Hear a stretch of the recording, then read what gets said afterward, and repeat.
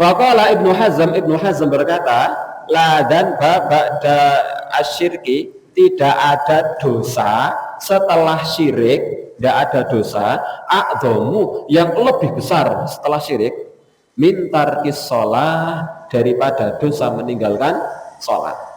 Tidak ada dosa besar setelah kesyirikan yang lebih besar daripada besarnya dosa meninggalkan sholat.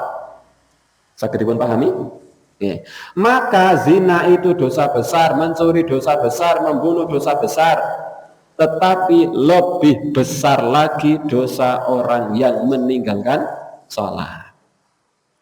Kita memandang bahwa orang yang zina, hamil di luar nikah, kemudian kita pandang dengan pandangan yang sangat hina. Oh, wong kae wong reget, wis ora suci meneh. Kita memandang mereka dengan pandangan hina, tapi kita memandang orang yang meninggalkan sholat biasa-biasa mawon. Padahal meninggalkan sholat itu lebih keji, lebih buruk, lebih kotor daripada orang yang melakukan zina berkali-kali. Orang yang meninggalkan sholat itu lebih besar dosanya, lebih buruk, lebih kotor daripada orang yang membunuh. Pramila bapak ibu ngenten, kula panjenengan gadah putra putri, bapak ibu gadah wayah, maka salah satu didikan pertama untuk anak, untuk cucu itu, sebelum didikan segala sesuatunya, didiklah mereka untuk sholat. Sebelum ngajari mereka untuk bisa bisa naik sepeda, sebelum ngajari mereka untuk bisa membuat hastakarya, sebelum ngajari mereka untuk bisa nyanyi bebek adus kali, ajari dulu mereka Allahumma ba'id baini, ajari dulu mereka bagaimana ruku, ajari dulu mereka bagaimana sujud. Satu. Yang kedua, kalau bapak ibu punya anak putra putri, punya cucu, kemudian mereka ingin pamitan, bapak, ibu, mbah kakung, mbah putri, dalam pulau badhe kuliah wonten Bandung, Malang, Jogja, Makassar, Jakarta. Pulau badhe nyambut damel wonten Kalimantan, Sulawesi, wonten luar Jawa, luar negeri. Oh yole, hati-hati mbah kakung, mbah putri, bapak ibu pesan pertama sebelum segala pesan, jangan tinggalkan sholat. Itu bapak ibu butuh untuk perhatian dalam sholat. Baru setelah itu pesan yang lain, hati-hati sing temen, ojo cok ngapusi, sing tenanan, sing hati-hati. Assalamualaikum warahmatullahi wabarakatuh. Alhamdulillahi rabbil alamin, alhamdulillahi ala ihsanih, wasyukru lahu ala taufiqihi wa amtinanih. Asyhadu an la ilaha illallah wahdahu la syarika lahu ta'ziman li sya'nih, wa asyhadu anna Muhammadan abduhu wa rasuluhu da'iyan ila ridwanih. Allahumma salli wa sallim wa barik wa an'im ala nabiyyina Muhammadin wa ala alihi wa ashabihi wa ikhwanih. A'udzu billahi minasyaitonir rajim. Ya ayyuhalladzina amanu taqullaha haqqa tuqatih wa la tamutunna illa wa antum muslimun. Rabbi shrah li sadri wa yassir li amri wahlul 'uqdatam min lisani yafqahu qawli. Allahumma 'allimna ma yanfa'una wanfa'na bima 'allamtana wa zidna ilma. Amma ba'd, ikhwani fillah rahimani wa rahimakumullah. Bapak Ibu yang semoga senantiasa dirahmati oleh Allah Subhanahu wa taala. Senantiasa kita panjatkan puji syukur kita kehadirat Allah Subhanahu wa taala atas segala limpahan nikmat yang Allah Subhanahu wa taala telah limpahkan kepada kita semua. Nikmat sehat, nikmat sempat, nikmat iman, nikmat Islam. Dengan nikmat-nikmat Allah Subhanahu wa taala tersebut, Allah Subhanahu wa taala perkenankan kita untuk berkumpul, bermuwajahah di tempat ini dalam rangka untuk thalabul ilmi.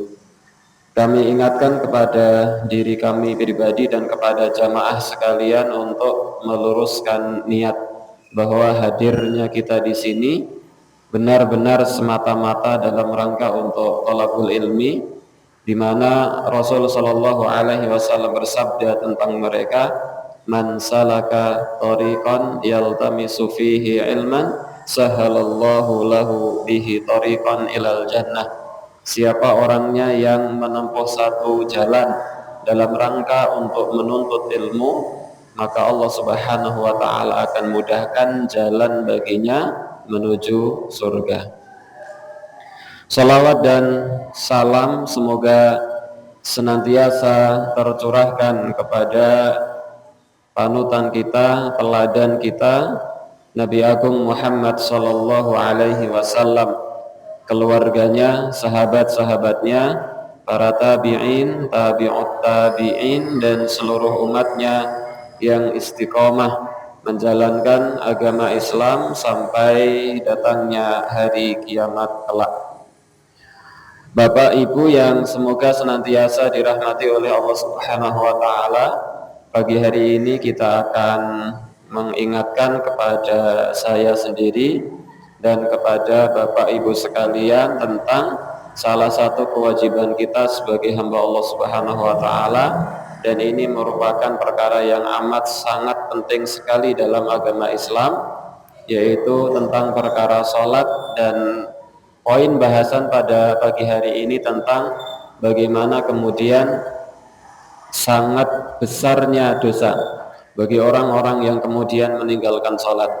Kita ingatkan di sini untuk mengingatkan kepada saya sendiri, kepada Bapak Ibu sekalian, yang kita semua punya keluarga, yang kita semua punya anak-anak, yang keluarga kita, anak-anak kita, cucu-cucu kita perlu untuk kita senantiasa ingatkan bahwa ada satu kewajiban yang perlu untuk senantiasa dilaksanakan, yaitu salat, dan siapapun orangnya yang meninggalkannya maka itu merupakan satu perbuatan yang dosanya amat sangat besar di sisi Allah Subhanahu wa taala. Kenapa kita penting untuk ingatkan ini? Karena ternyata masih banyak orang-orang yang kemudian enggan untuk melaksanakan sholat, bermudah-mudahan dalam meninggalkan sholat, terlalu sibuk dengan dunia hingga kemudian lupa untuk senantiasa mendirikan sholat. Bapak Ibu yang semoga senantiasa dirahmati oleh Allah Subhanahu wa taala, kita ambilkan penjelasan ini dari kitab Al-Kabair yang ditulis oleh Al-Imam Ad-Dhahabi tentang bagaimana kemudian besarnya dosa dari orang yang meninggalkan sholat. Kita penting untuk mengetahui ini supaya kita juga tidak bosan untuk mengingatkan kepada anak-anak kita, kepada keluarga kita, jangan sampai mereka meninggalkan sholat. Ini sifatnya hanya mengingatkan, karena saya yakin Bapak Ibu sekalian sudah mengetahui bersama. Ikhwani fillah rahimani wa rahimakumullah, Al-Imam Ad-Dhahabi dalam kitabnya Al-Kabair membawakan banyak sekali dosa-dosa besar dalam agama Islam, dan di antara dosa besar dalam agama Islam itu adalah dosa bagi orang yang meninggalkan sholat. Dan meninggalkan sholat ini adalah dosa besar yang amat sangat besar sekali di sisi Allah Subhanahu wa taala. Orang yang meninggalkan sholat itu adalah orang yang kemudian melakukan dosa besar yang dosanya bukan kaleng-kaleng, dosanya bukan main-main, ora bain-bain. Dosa bagi orang yang meninggalkan sholat. Kita lihat bagaimana kemudian Al-Imam Ad-Dhahabi membawakan beberapa dalil dari Al-Quranul Karim, dari sunnah-sunnah Nabi Sallallahu Alaihi Wasallam, dan dari penjelasan para ulama tentang bagaimana kemudian besarnya dosa dari orang yang meninggalkan sholat. Beliau menuliskan di antara dosa besar yang ada dalam agama Islam itu adalah tarkus sholat, meninggalkan sholat, sambil bisa disimak Bapak Ibu di layar. Dalil yang pertama yang dibawa oleh Al-Imam Az-Zahabi untuk menjelaskan bagaimana kemudian meninggalkan sholat itu adalah dosa yang amat sangat besar sekali banget di dalam agama Islam. Yang pertama adalah qala Allah Ta'ala, firman Allah Subhanahu wa Ta'ala, fa khalafa min ba'dihim khalfun, maka setelah mereka akan datang para pengganti, adha'us sholata, yang mereka meninggalkan sholat, melalaikan sholat, tidak mau mengerjakan sholat, wattaba'us syahwat, dan mereka mengikuti syahwat, fasawfa yalqawna ghayya, maka kelak mereka akan tersesat, illa man taba, kecuali orang-orang yang bertaubat kepada Allah Subhanahu wa Ta'ala. Ini di dalam Al-Quran surat Maryam ayat 59 dan 60. Kemudian dalil yang kedua yang dibawa oleh Al-Imam Az-Zahabi untuk menjelaskan bagaimana kemudian dosa meninggalkan sholat itu adalah dosa yang amat sangat besar di sisi Allah Subhanahu wa Ta'ala. Wa qala ta'ala, dan Allah Subhanahu wa Ta'ala berfirman, ayat yang sangat terkenal, fawailul lil musallin, maka celaka bagi orang-orang yang sholat, celaka bagi orang-orang yang sholat, alladzina hum an sholatihim sahun, yaitu orang-orang yang mereka lalai dalam sholatnya. Celaka bagi orang-orang yang sholat, yaitu orang-orang yang sahun, orang-orang yang lalai dalam sholatnya. Apa maksud lalai dalam sholatnya? Lalai nggih sanes lali. Nek lali niku benten malih. Orang yang lalai dalam sholatnya. Lalai dalam sholat itu para ulama menjelaskan dengan beberapa tafsiran. Paling tidak minimal ada 3 tafsiran dari lalai dalam sholat. Apa maksud lalai dalam sholat? Yang pertama, lalai dalam sholat itu maksudnya adalah orang yang tidak mengerjakan sholat itu sendiri. Orang yang tidak mau mengerjakan sholat itu sendiri. Maka merekalah orang-orang yang lalai dari sholatnya.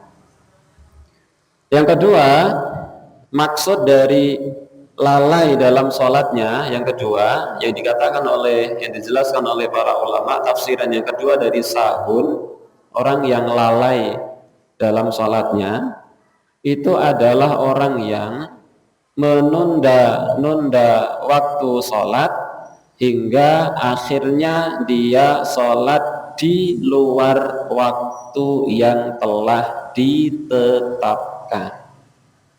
Allah Subhanahu wa Ta'ala berfirman, innas sholata kanat 'alal mu'minina kitaban mawquta. Salat itu bagi orang-orang mukmin adalah suatu kewajiban yang telah ditetapkan waktu-waktunya. Lalai dalam salat, tafsiran yang kedua itu adalah orang yang menunda-nunda waktu salat hingga dia keluar dari waktu sholatnya. Maka orang yang seperti ini, meskipun dia sholat, dia wailun, celaka. Contoh, sholat duhur itu misal, enten jadwal betul. Iko, sholat duhur itu 11.47, sholat asar 15.05. Maka dari jam 11.47 sampai jam 15 sebelum masuk waktu asar itu adalah waktu untuk melaksanakan sholat duhur. Itu waktunya, di waktu itu. Maka kita melaksanakan sholat duhurnya jam 11.57, 11.47, 48, 49, jam 12 itu waktu untuk melaksanakan sholat duhur. Jam 13, jam 1 itu waktu untuk melaksanakan sholat duhur. Jam 2 itu masih boleh melaksanakan sholat duhur. Jam setengah 3 itu masih boleh untuk melaksanakan sholat duhur. Jam 15.00 karena asarnya jam 15.05 atau nih, jam 3 sore kalau hari ini itu masih boleh untuk melaksanakan sholat duhur. Waktu antara waktu jam 12 sampai jam 3 itu waktu untuk melaksanakan sholat duhur. Waktu. Maka sholat duhur jam 2, jam 3 kurang itu boleh, tapi tidak afdol. Yang afdol itu adalah fi awalil waktu, di awal waktu, lebih-lebih berjamaah.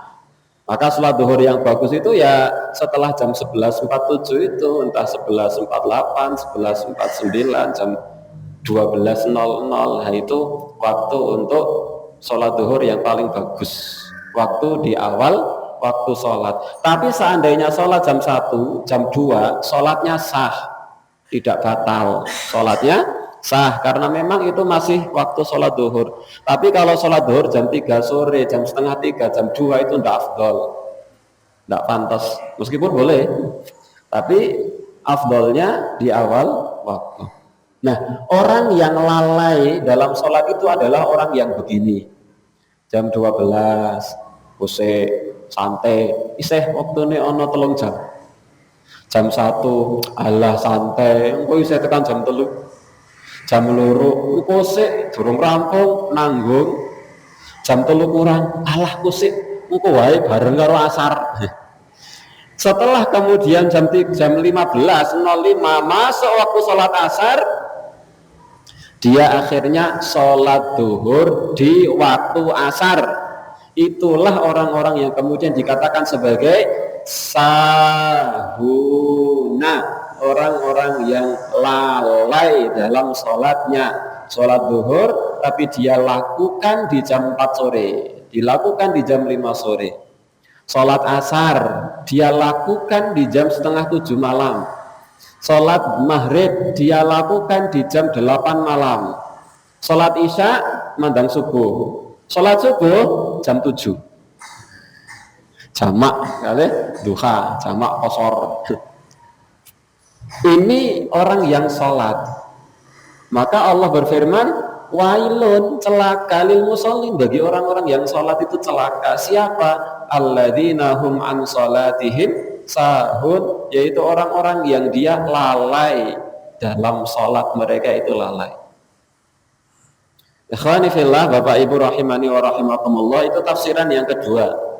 Tafsiran yang ketiga yang disebut sebagai sahun, orang-orang yang lalai dalam sholat, tafsiran yang ketiga adalah orang-orang yang dia sholat tetapi dia tidak memperhatikan rukun-rukun sholat hingga dia meninggalkan rukun sholat, akhirnya sholatnya batal.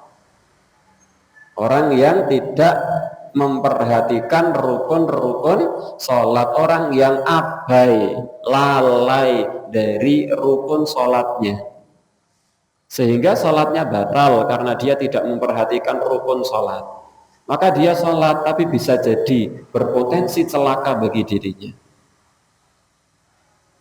Dalam sholat niku, wonten sholat niku lah enten kathah perkawis, enten ingkang dipun wastani syarat wajib sholat, enten ingkang dipun wastani syarat sah sholat, enten ingkang dipun wastani rukun sholat, enten namine wajib sholat, enten namine sunnah sholat, makruh sholat, sanes sholat makruh sholat, enten namine pembatal sholat.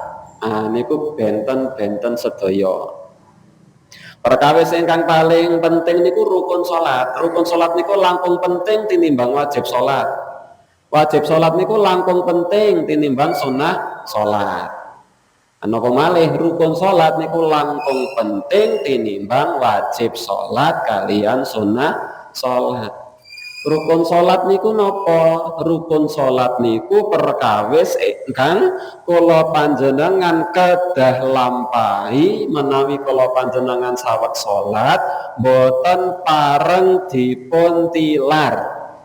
Menawi kula panjenengan niku kok nilar rukun salat, rukun salat niku kula panjenengan tilar, mbuh kula panjenengan niku pancen nyengaja napa supe salate batal.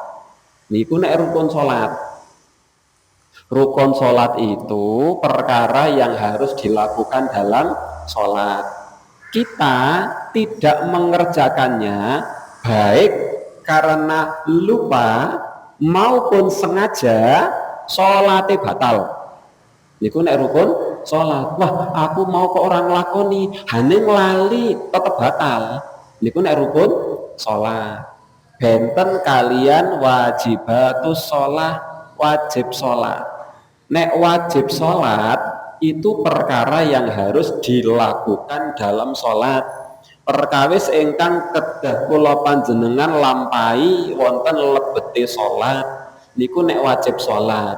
Hanya saja kalau kita meninggalkannya karena lupa, maka sholatnya tetap sah, tetapi wajib sujud sahwi. Niku nek wajib sholat. Kalau wajib sholat itu harus dilakukan.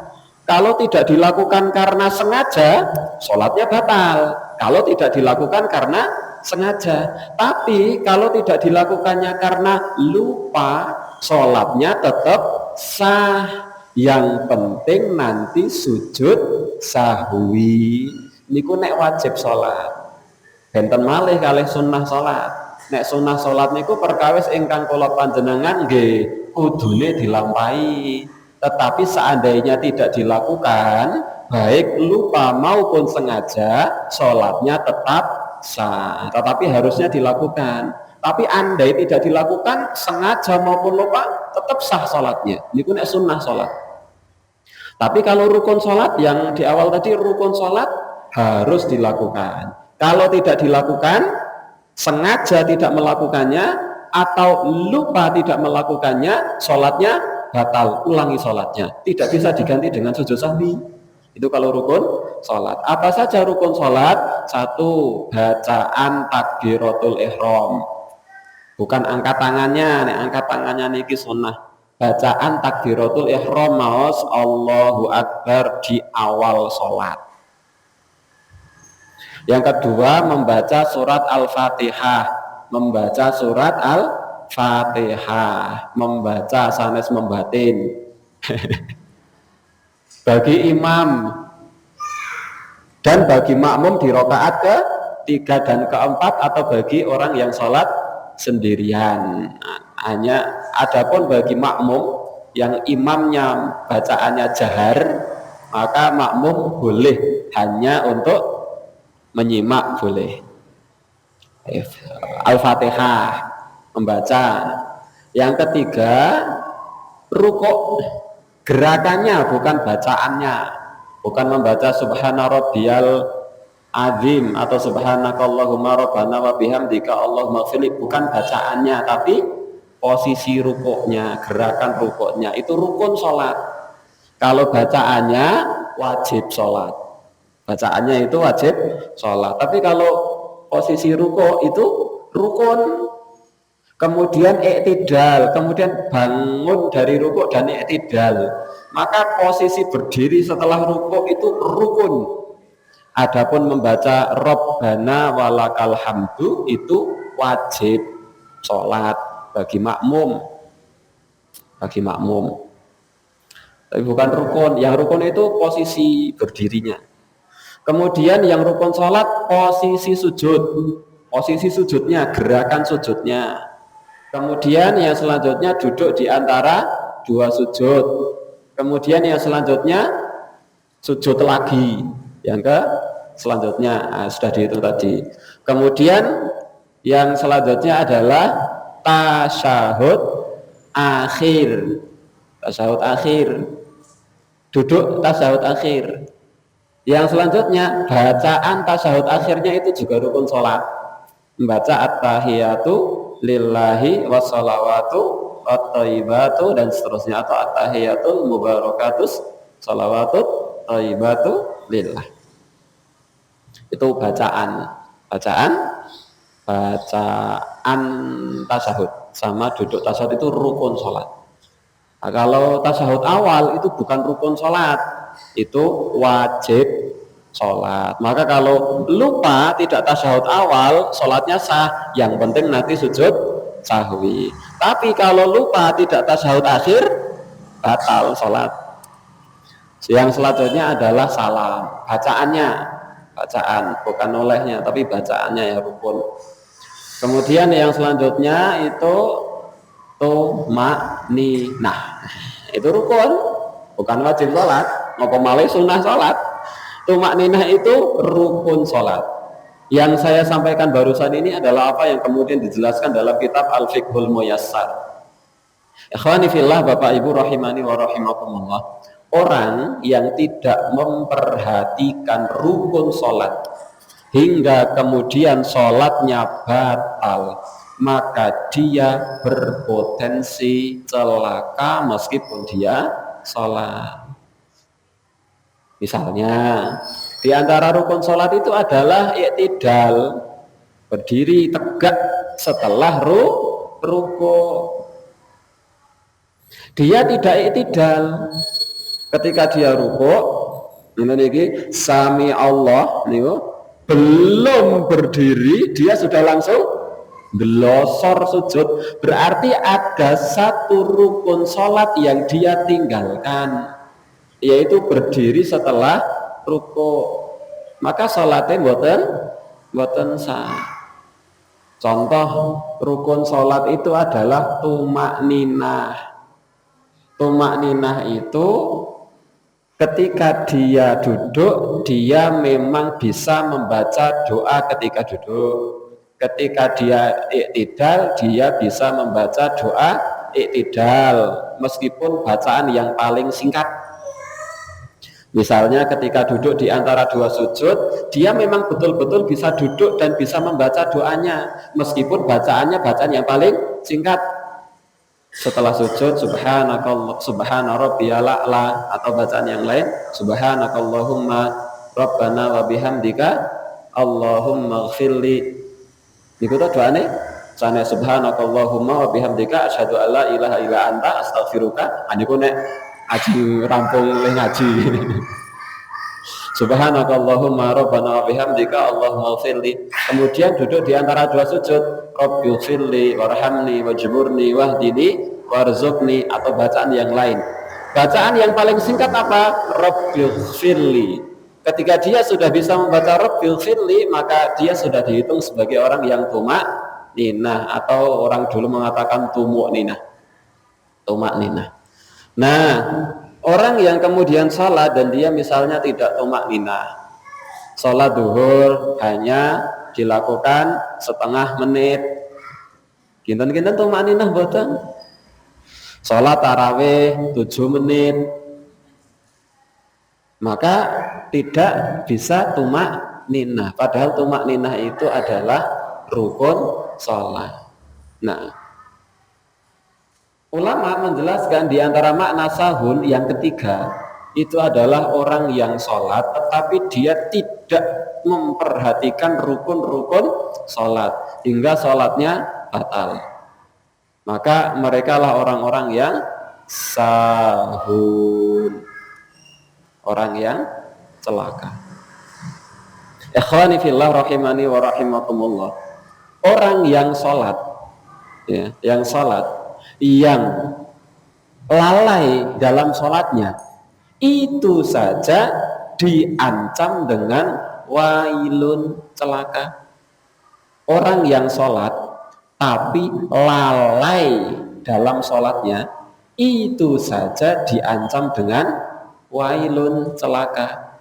Apalagi orang yang tidak sholat, itu lebih dari sekedar wailun. Lawong sholat niku tetapi lalai. Sholat subuh jam 7 tetap sholat, itu saja wailun. Apalagi orang yang tidak sholat sama sekali, itu lebih parah. Oleh karenanya Imam Az-Zahabi membawakan ayat ini, bagaimana kemudian besarnya dosa dari orang yang sengaja meninggalkan sholat. Dalil yang ketiga yang dibawa oleh Al-Imam Az-Zahabi untuk menjelaskan bagaimana kemudian meninggalkan sholat itu adalah dosa yang sangat besar. Wa qala ta'ala, dan Allah Subhanahu wa ta'ala berfirman, ma salakakum fi saqar, apa yang menyebabkan kalian masuk ke dalam neraka saqar. Ini perbincangan antara penduduk surga dengan penduduk neraka. Ternyata besok itu penduduk surga bisa berkomunikasi dengan penduduk neraka. Bagaimana caranya? Wallahu a'lam. Kula panjenengan boten ngertos. Nopo enten pintu khusus kados pintu Doraemon, mboten ngertos. Ataukah pintu surga dibuka, pintu neraka dibuka, kemudian bisa saling teriak? Wallahu alam. Apakah ada alat komunikasi video call? Mboten ngertos, mboten usah bayangke ya, pancen mboten enten keterangan itu pundi. Yang penting ada perbincangan antara penduduk surga dengan penduduk neraka. Di antara bentuk perbincangan itu adalah ketika penduduk surga bertanya-tanya kepada penduduk neraka, masalakakum fi saqar, kenapa kalian kok bisa masuk ke dalam neraka saqar? Kalau bahasa ini kalau panjenengan niku, lho sampean kok iso mlebu neraka saqar ki kepiye ceritane? Masalakakum fi saqar, apa yang menyebabkan kalian itu masuk ke dalam neraka saqar? Para penduduk neraka qalu, mereka mengatakan, qalu niku bahasa Arab, artinya mereka mengatakan, sanes qalu basa Jawa, qalu ora sampeyan sanes qalu basa Jawa. Qalu, mereka mengatakan, lam naku minal musallin, karena kami itu dulu di dunia bukan termasuk orang-orang yang sholat. Ikhwani fillah, bayangkan ada ancaman khusus bagi orang-orang yang meninggalkan sholat. Apa? Sebuah neraka yang bernama Saqar, neraka yang khusus akan dimasuki oleh orang-orang yang tidak sholat. Jadi ada kaplingan neraka bagi orang-orang yang tidak sholat, namanya neraka Saqar. Neraka itu yang kemudian dijelaskan oleh Al-Imam Al-Qurtubi dalam kitabnya At-Tadhkirah fi Ahwalil Mauta wa Umuril Akhirah. Neraka itu ada 7 macam, 7 neraka, tingkatan neraka. Namanya yang pertama ada neraka Jahanam, yang kedua ada neraka Ladha. Yang pertama Jahanam, yang kedua neraka Ladha, kalla innaha ladha dalam Al-Quran.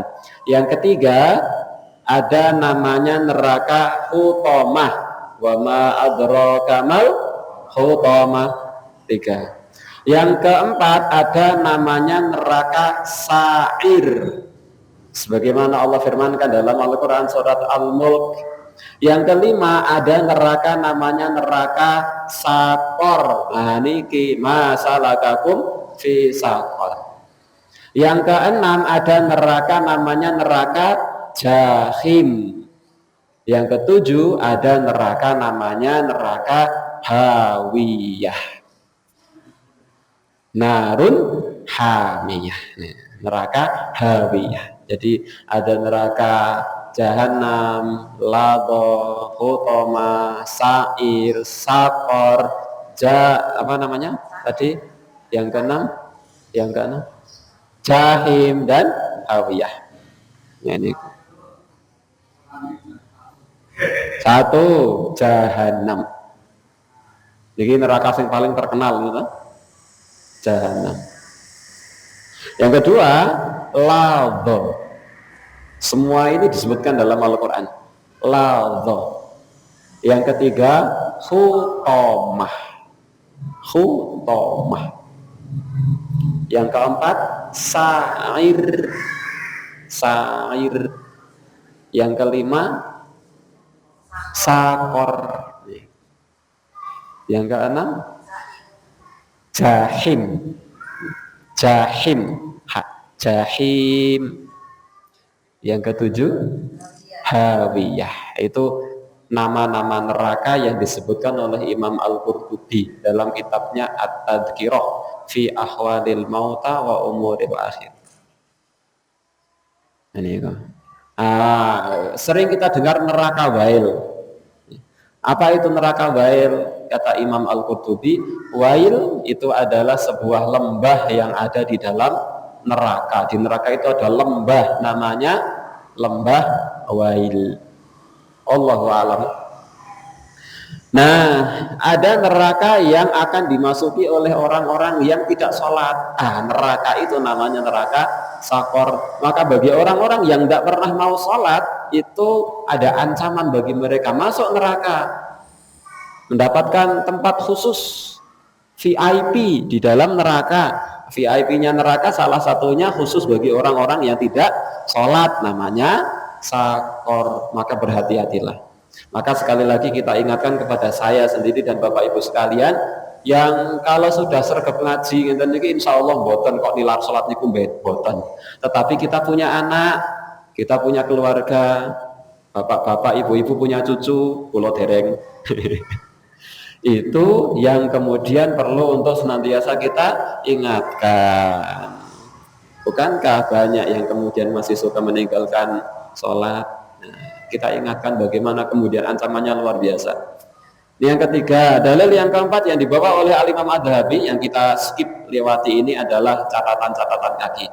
Yang selanjutnya, waqala sallallahu alaihi wasallam, dan Rasul sallallahu alaihi wasallam bersabda, al-ahdul ladzi bainana wa bainahum.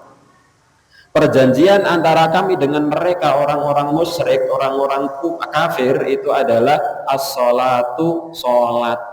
Jadi batas perjanjian antara kita dengan orang-orang non-muslim itu adalah salat, itu garisnya, pagarnya.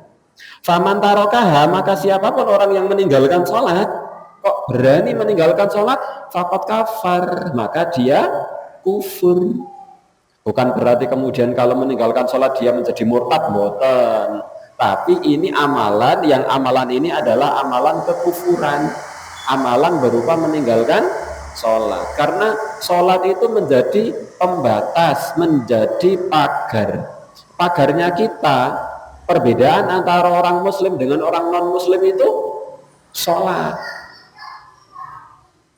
itu perbedaannya. Yang selanjutnya, waqala sallallahu alaihi wasallam, ini lebih unik lagi dan lebih luar biasa, man fatathu sholatul asri, siapa orangnya yang ketinggalan tidak melaksanakan sholat asar, asar, habito amaluhu, maka amal-amalnya akan terhapus. Bahaya toh nih. Siapa orangnya yang tidak mengerjakan sholat asar, khusus nih sholat asar, maka amal-amalnya akan terhapus. Bapak Ibu, kalau ada sebuah amal perbuatan yang perbuatan itu bisa menghapus pahala, berarti memang perbuatan tersebut luar biasa besar dosanya. Jarang sekali ada maksiat, kok maksiat itu menghapus dosa, jarang. Maksiat kok sampai bisa menghapus, maksiat bisa menghapus pahala, jarang. Kalau ada amal ibadah yang menghapus dosa, banyak dosa, ya, kemudian melakukan kebaikan. Amal kebaikan ini terkadang amalan berat, terkadang amalan ringan, terkadang amalan besar, terkadang amalan kecil. Itu bisa menghapus dosa-dosa. Ketemu, berjabat tangan, kalau laki-laki sama laki-laki, perempuan sama perempuan mengucapkan salam, itu bisa menggugurkan dosa. Berwudu itu bisa menggugurkan dosa. Puasa Arafah yang 1 hari tok itu bisa menghapuskan dosa 1 tahun yang lalu dan 1 tahun yang akan datang. Itu kalau kebaikan bisa menghapus dosa. Tapi kalau ada maksiat kok bisa menghapus pahala, berarti memang maksiat itu maksiat yang sangat luar biasa. Di antara kemaksiatan yang bisa menghapus pahala itu adalah satu, syirik. La in asyrakta la yahbatanna amaluka. Kalau kamu melakukan perbuatan kesyirikan, maka terhapus amal-amal yang sudah kalian kerjakan. Contoh. Nah, ternyata di antara maksiat yang bisa menghapus pahala itu adalah maksiat berupa meninggalkan sholat asar. Padahal ya, sholat asar itu sholat yang bagi sebagian orang cukup berat untuk dilakukan. Sholat maghrib itu sholat yang paling gampang dilakukan, karena habis bekerja, mandi gitu, lajeng sampun seger sareng-sareng melampah tindak wonten masjid, seger sholat isya, tinggal melanjutkan sholat maghrib yang tadi. Sholat subuh itu yang berat kalau jamaah.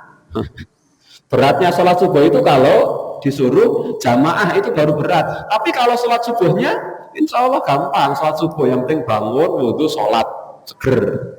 Berat itu kalau disuruh jamaah baru berat. Sholat duhur sambil istirahat, rolasan, ambil wudhu, sholat duhur. Hanya sholat asar, pekerjaan belum selesai, waktu belum selesai, tapi harus menyingkir sebentar untuk menegakkan sholat asar. Maka Rasul Shallallahu Alaihi Wasallam memberikan ancaman, siapa orangnya yang ketinggalan tidak mengerjakan sholat asar, maka amal-amalnya akan terhapus. Ini menunjukkan bagaimana kemudian luar biasa dosa bagi orang yang meninggalkan sholat. Selanjutnya, dalil yang selanjutnya yang dibawa oleh Al-Imam Ad-Dhahabi, waqala, dan Rasul Shallallahu Alaihi Wasallam bersabda, bainal abdi wa bainasyirki tarkus sholati, batas antara hamba dengan kesyirikan itu adalah sholat. Tadi sudah kita jelaskan juga. Wa anhu, dan dari Nabi Shallallahu Alaihi Wasallam qala, beliau bersabda, man taraka sholata, siapa orangnya yang meninggalkan sholat, muta'ammidan, dengan sengaja, meninggalkan sholat dengan sengaja, bukan karena lupa, bukan karena pingsan, bukan karena ketiduran, tapi karena sengaja meninggalkan sholat, faqad bari'at minhu zimmatullah, maka penjagaan Allah akan terlepas bagi orang tersebut. Allah tidak mau menjaga hamba tersebut. Padahal setiap hari kita membaca a'udzu billahi minasyaitonir rajim, aku berlindung kepada Allah. Senantiasa setiap hari kita memohon perlindungan kepada Allah Subhanahu wa taala. Tapi ternyata Allah Subhanahu wa taala tidak mau menjaga, melindungi hamba tersebut. Bagi siapa? Bagi orang-orang yang suka meninggalkan sholat. Kemudian yang selanjutnya, dalil yang dibawa oleh Al-Imam Ad-Dhahabi. Ini catatan kaki yang kita lewati. Waqala Umar, dan Umar radhiyallahu anhu, ini perkataan Umar bin Khattab radhiyallahu anhu, amma innahu la hadza li ahadin fil Islam, tidak ada untungnya orang yang berada dalam agama Islam itu tidak akan untung. Siapa? Adha'a as-sholata, orang-orang yang meninggalkan sholat. Ngaku Islam tapi nggak sholat, tidak akan mungkin bisa beruntung orang tersebut.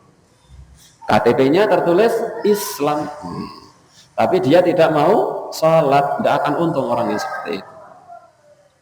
Selanjutnya masih dalil yang dibawa oleh Imam Ad-Dhahabi, waqala Ibrahim An-Nakhai, Imam Ibrahim An-Nakhai berkata, man taraka sholata, siapa orangnya yang meninggalkan sholat, faqad kafar, maka dia sungguh telah kufur. Bukan berarti dia betul-betul menjadi orang kafir, tidak, tapi dia melakukan amal-amal kekafiran, amal-amal kekufuran. Waqala Ayyub As-Sikhtiyani mithla dzalika, Imam Abu Ayyub As-Sikhtiyani juga berkata demikian. Wa rawa Al-Jurairi meriwayatkan an Abdullah dari Abdullah bin Syakik an Abi Hurairah dari Abu Hurairah radhiyallahu anhu qala beliau berkata kana ashabu Rasulillah sallallahu alaihi wasallam adalah para sahabat Rasul sallallahu alaihi wasallam itu la yarawna syai'an mereka tidak pernah menganggap ada sesuatu minal amali dari amal ibadah tarokahu yang ditinggalkan kufrun bisa menyebabkan kufur ghairas sholah kecuali sholat.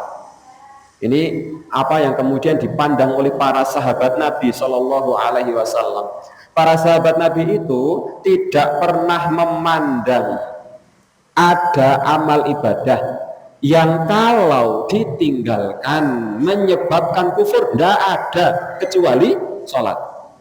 Amal ibadah ini contohnya nopo puasa, amal ibadah yang mahdhur. Meninggalkan puasa itu dosa besar, tetapi tidak menyebabkan kufur.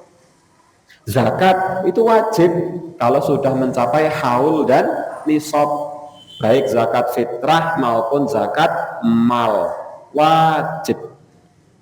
Tapi bagi orang yang meninggalkan zakat dosa besar, tapi tidak sampai menyebabkan kufur, tidak sampai. Jadi tidak ada amal ibadah wajib yang kita tinggalkan yang sampai menyebabkan kufur, itu tidak ada.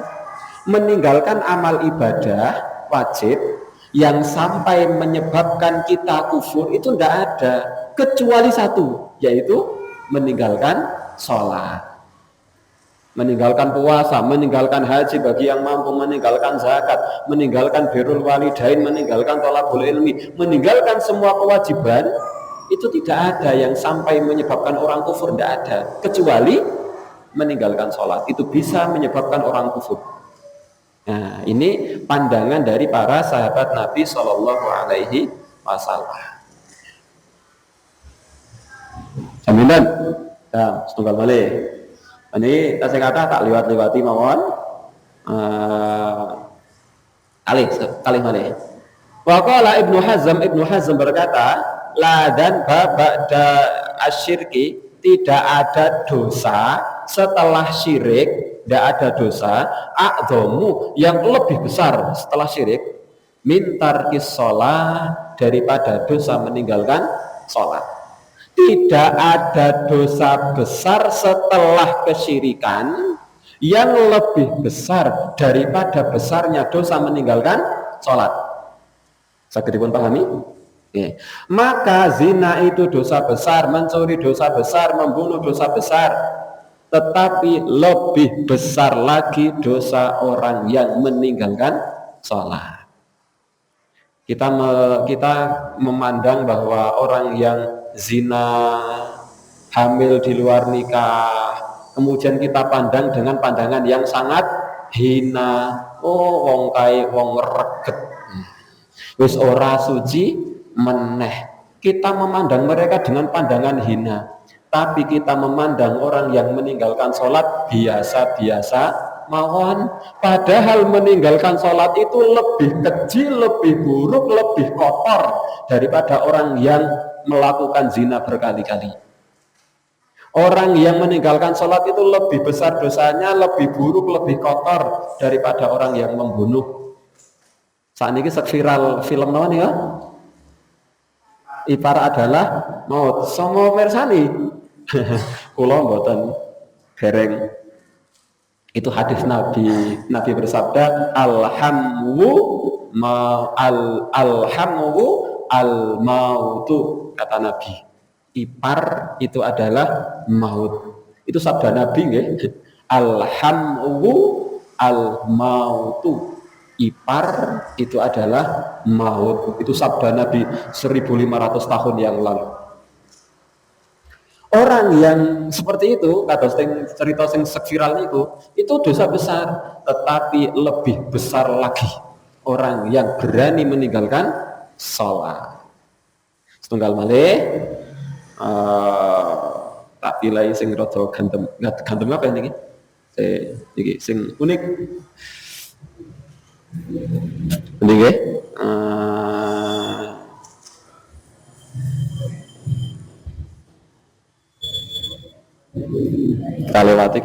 Kita lewati. Nah, niki apa? Ani Nabi Shallallahu Alaihi Wasallam, dari Nabi Shallallahu Alaihi Wasallam beliau bersabda, man lam yuhafid ala solati, siapa orangnya yang tidak menjaga solatnya, tidak mau solat, lam yakun lahu nurun wala burhanun wala najatun, dia di hari kiamat tidak akan punya cahaya, tidak akan selamat, tidak ada bukti bagi dirinya, tidak ada yang membela dirinya. Wakana, dan dia orang yang tidak mau sholat di dunia itu, yaumal kiamati, pada hari kiamat akan dikumpulkan ma'akorun, bersama Korun, Fir'aun dikumpulkan bersama Fir'aun, Wahaman dikumpulkan bersama Haman, wa Abi Jahlin dikumpulkan bersama Abu Jahal, wa Ubay bin Khalaf, dan akan dikumpulkan bersama Ubay bin Khalaf. Sanad hadis ini masih diperdebatkan oleh para ulama, tetapi bisa menjadi ancaman bagi kita. Orang yang meninggalkan sholat itu akan dikumpulkan bersama Korun, Fir'aun, Haman. Pirsa Haman? Haman itu Pirsa Haman. Ya, orang yang sangat membangkang di zaman Fir'aun dan menjadi arsiteknya Fir'aun.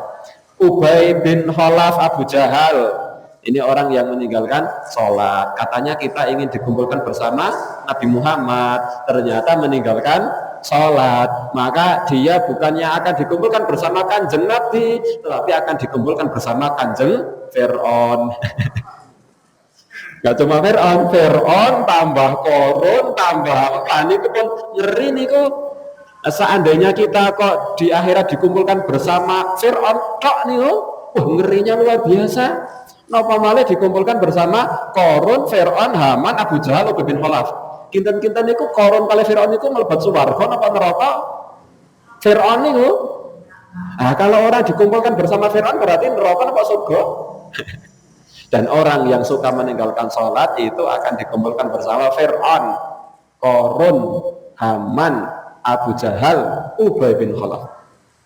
Pramila Bapak Ibu ngenten, kula panjenengan gadah putra putri, Bapak Ibu gadah wayah, maka salah satu didikan pertama untuk anak, untuk cucu itu, sebelum didikan segala sesuatunya, didiklah mereka untuk sholat. Sebelum ngajari mereka untuk bisa bisa naik sepeda, sebelum ngajari mereka untuk bisa membuat hastakarya, sebelum ngajari mereka untuk bisa nyanyi bebek adu sekali, ajari dulu mereka Allahumma ba'id baini, ajari dulu mereka bagaimana rukuk, ajari dulu mereka bagaimana sujud. Satu. Yang kedua, kalau Bapak Ibu punya anak putra putri, punya cucu, kemudian mereka ingin pamitan, Bapak, Ibu, Mbah Kakung, Mbah Putri, dalam pulau badhe kuliah wonten Bandung, Malang, Jogja, Makassar, Jakarta. Pulau badhe nyambut damel wonten Kalimantan, Sulawesi, wonten luar Jawa, luar negeri. Oyole, hati-hati, Mbah Kakung, Mbah Putri, Bapak Ibu pesan pertama sebelum segala pesan, jangan tinggalkan sholat. Itu Bapak Ibu butuh untuk perhatian dalam sholat.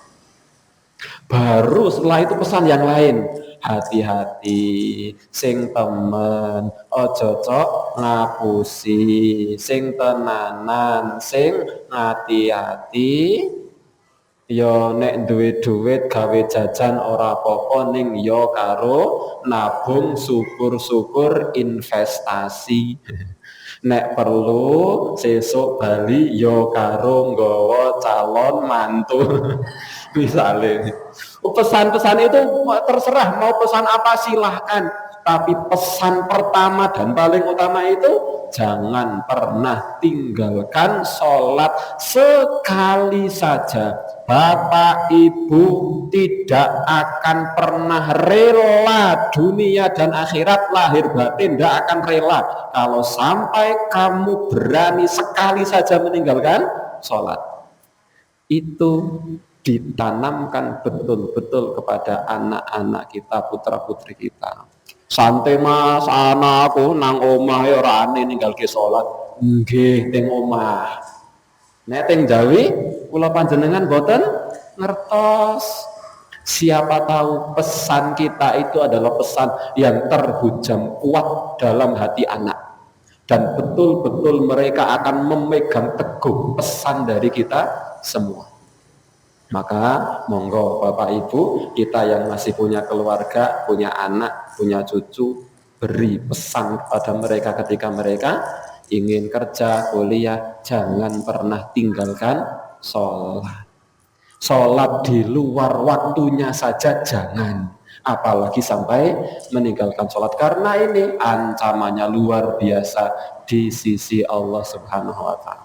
Bapak Ibu rahimani wa rahimakumullah, ini yang bisa kita sampaikan sebagai pengingat untuk diri saya sendiri dan juga barangkali bermanfaat bagi Bapak Ibu sekalian. Alhamdulillahirabbil alamin, wassalatu wassalamu ala rasulillahi imamil mursalin. Wassalamualaikum warahmatullahi wabarakatuh.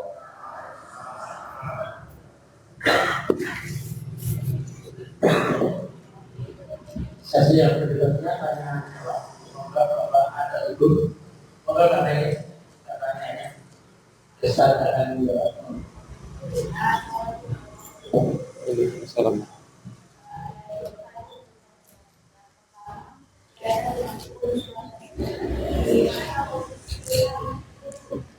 Itu.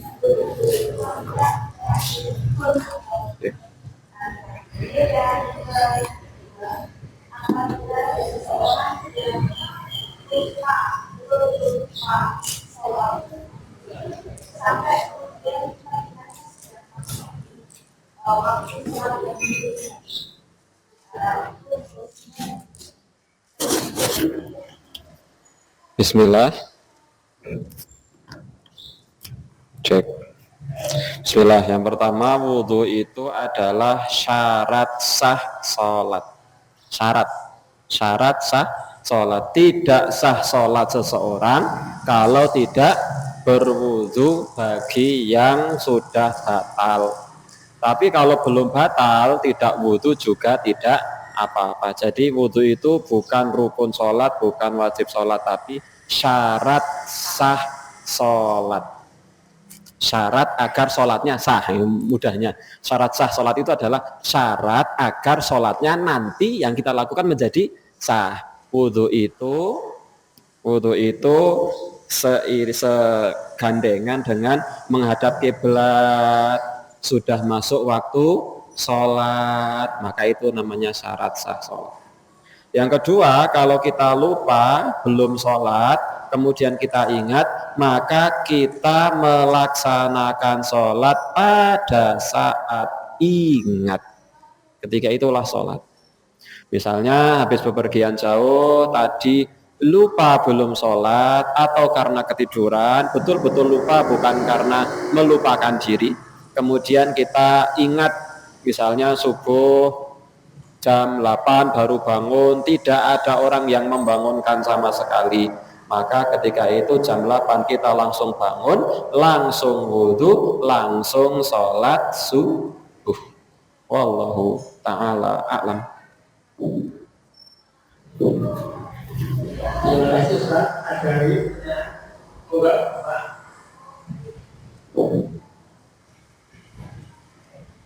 Assalamualaikum warahmatullahi wabarakatuh. Waalaikumsalam warahmatullahi wabarakatuh. Pertama kali yaitu yang betul atau artinya bagaimana antara sholat dan cara yang saya lakukan. Karena ada kami satu pengajian itu ada perbedaan Kemudian yang bisa sholat dan bagaimana yang saja diterima oleh Allah.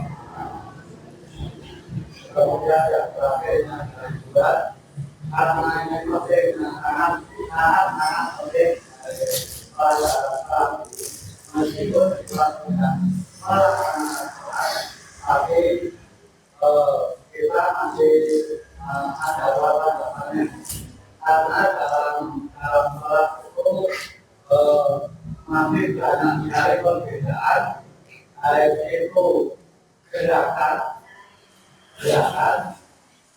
kalau bacaan itu mungkin juga ada kesamaan tapi kita ragu atau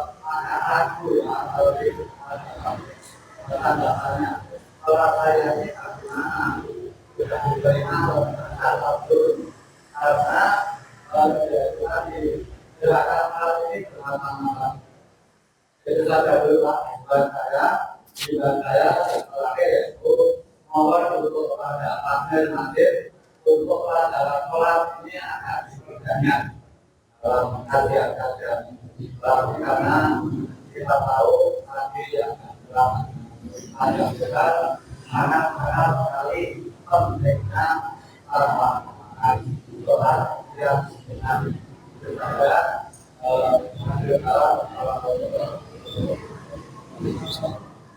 yang ingkang ongkos sepeda apa perbedaan antara apa Pak? Ingkang ongkos sepeda sholat dan salat. Oke.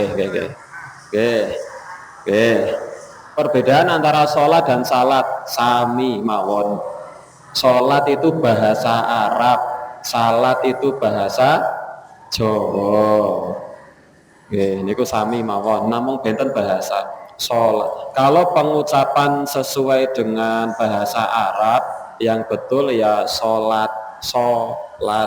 Salat itu bahasa Jawa, sembahyang, menapa mawon niku namine. Tetapi intinya adalah sholat. Sholat bahasa Arab, salat bahasa Jawa. Kados malaikat itu bahasa Arab, moloikat itu bahasa Jawa, gitu. Sholat kali salat nggih, napa syarat? Nggih.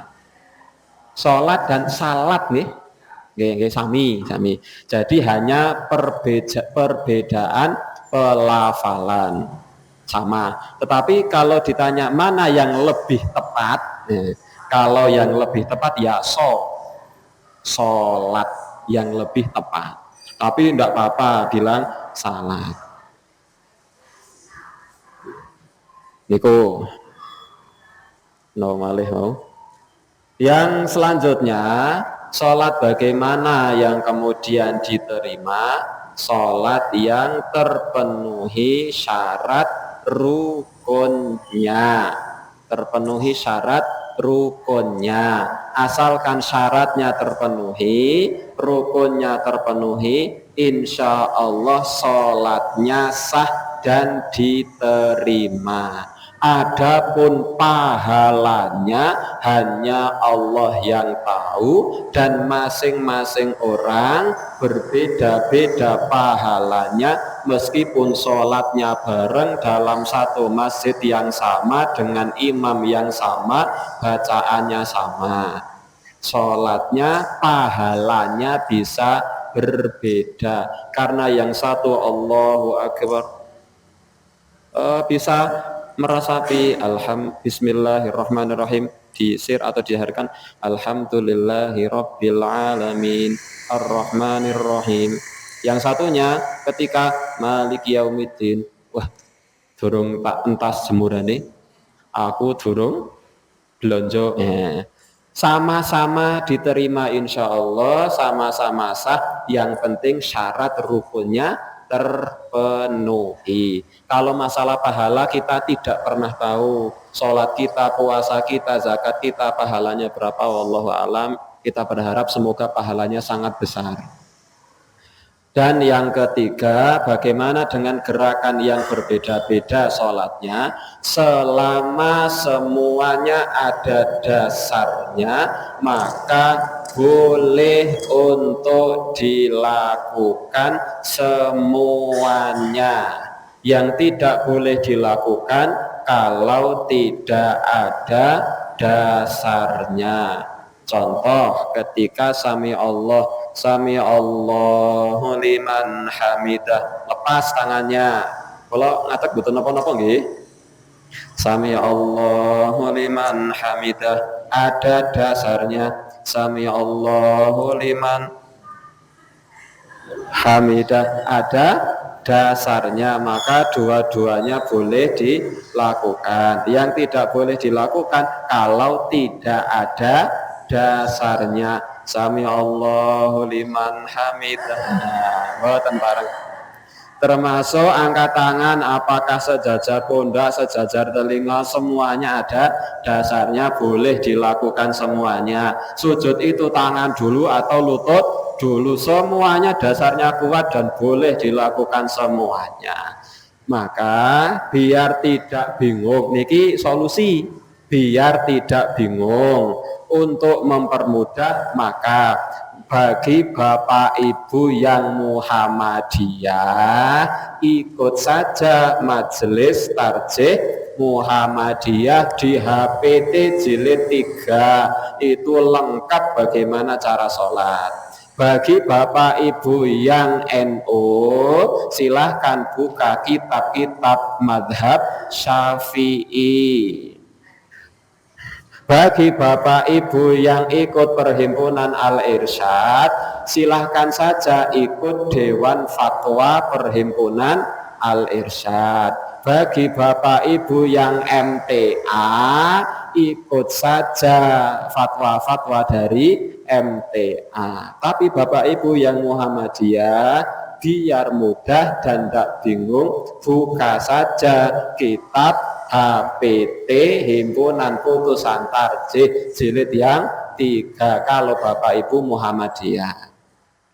Kalau kita statusnya sebagai orang awam, wah, takbire tak Muhammadiyah, ruku'e tak NU, sujude tak LDII, tahiyate tak Salafi, niku mboten pareng namine talfiq, mencampur adukkan antara pendapat para mazhab. Maka saya ulang, gerakan mana yang benar? Semuanya benar dan boleh selama ada dasarnya, termasuk bacaan, mau Allahumma ba'id, mau inni wajahtu, mau Allahu akbar kabiro, semua ada dasarnya.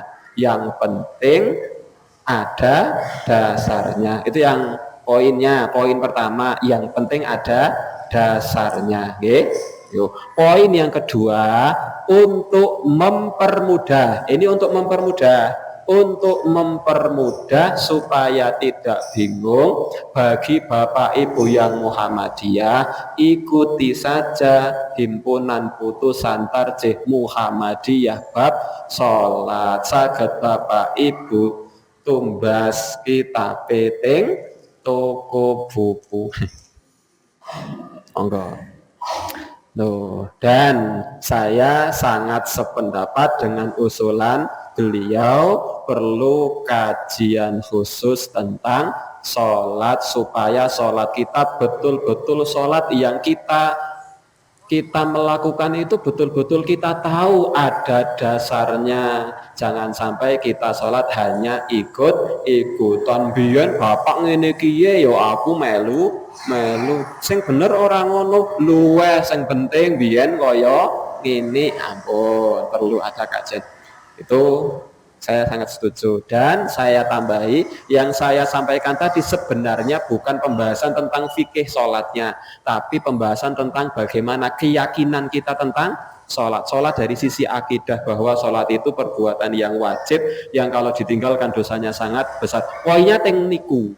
Adapun tentang fikihnya sholat, syarat, rukun, wajib, sunnah dan seterusnya, itu memang harus ada pembahasan khusus tentang fikih sholat. Wallahu a'lam.